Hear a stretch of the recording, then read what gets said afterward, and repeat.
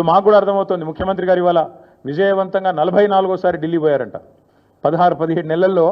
44సారి ఢిల్లీకి పోయి ఒక అరుదైన రికార్డు ముఖ్యమంత్రి గారు అయితే సృష్టించారో ఇప్పుడు మాకు అర్థమైంది ఎందుకు పోతున్నాడో ఢిల్లీ చీకట్లో బీజేపీ పెద్దల కాళ్ళు పట్టుకోవడానికి అయ్యా నా మీద కేసు లేకుండా చేయండి నన్ను జైల్లో వేయకండి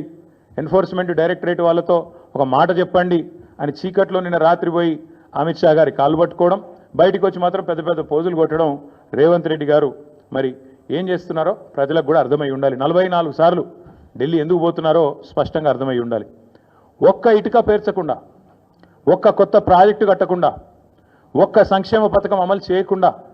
ఒక్క గ్యారంటీ ఇచ్చిన ఒక్క గ్యారంటీ అమలు చేయకుండా తెలంగాణలో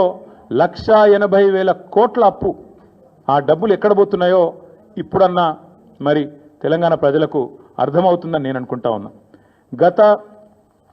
సంవత్సరంన్నర కాలంగా తెలంగాణ ప్రజల సంపదను దోచి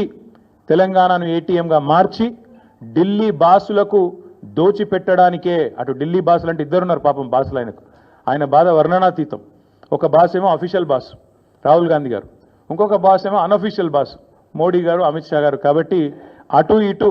ఇద్దరిని ప్రసన్నం చేసుకోవడానికి 44 సార్లు ఎక్కే విమానం దిగే విమానం అన్నట్టుగా రేవంత్ రెడ్డి గారి వ్యవహారం నడుస్తూ ఉంది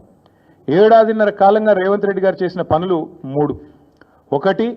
బీఆర్ఎస్ పై నిందలు 2 బిల్డర్లతో కాంట్రాక్టర్లతో దందాలు 3 ఢిల్లీ బాసులకు 1,000 కోట్ల చందాలు మాకు బీఆర్ఎస్ మీదనేమో నిందలు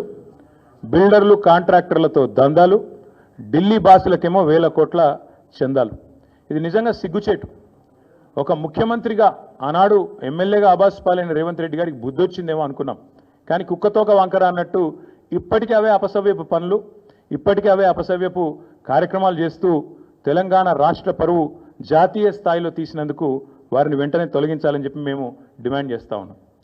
రాహుల్ గాంధీ గారు అన్ని విషయాల్లో మాట్లాడతారు ప్రతి విషయంలో మాట్లాడతారు పాకిస్తాన్ గురించి మాట్లాడతారు బంగ్లాదేశ్ గురించి మాట్లాడతారు ఇంకేదో మాట్లాడతారు మరి నేషనల్ హెరాల్డ్ కేసులో మీ ముఖ్యమంత్రి గారిని ఛార్జ్ షీట్లో చేరిస్తే why is Rahul Gandhi not responding? Why is he not talking? Why is Mr. Rahul Gandhi silent on this issue? Please respond. One of your chief ministers along with you has been named in the charge sheet. You are accused 1 and accused 2 and your CM, your chief minister of Telangana,